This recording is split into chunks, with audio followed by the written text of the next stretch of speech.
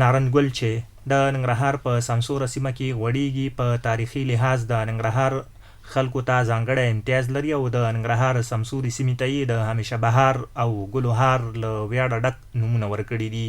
د ننګرهار اوسیدونکي وایي موسمونو کې تر ټولو ښکلی او په زړه پورې موسم پسرلی دی چې د پسرلي دغه ښکلا د نارنج ګل نوره هم ډېره کړې او خلک یې د خوږو وږمو خوند اخلي. دلته ډېر ګلان دي خو د نارنج ګل یو ډېر ښایسته بوی لري چې د ننګرهار ټوله ښکلا په د نارنج په ګل باندې جوړه ده. داسې یو بوی په ننګرهار ښار کې خپور کړی چې د انسانانو روح ورسره تازه وي او په ننګرهار کې مشهور نارنج دی خو نارنج بوی ډېر ښایسته بوی هم دی، انسان روح ورسره همیشه تازه وي، په دې سهار کې خو ورسره بیخي تازه وي.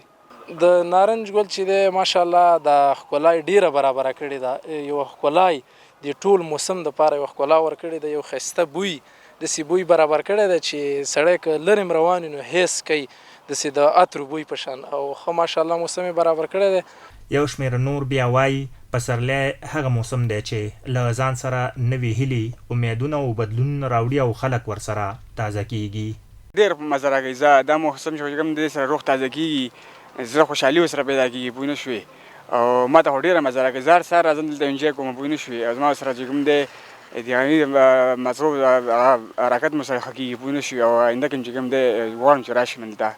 د پسرلي موسم د ښکلا سمبول دی چې د دې موسم ښکلا د نارنج ګل څو چنده زیاته کړې او د ننګرهار هر لوري ته د نارنج د ګلونو عطرورینې خوشبوګانې خپرې دي او خلک یې د خوشبو خوند اخلي.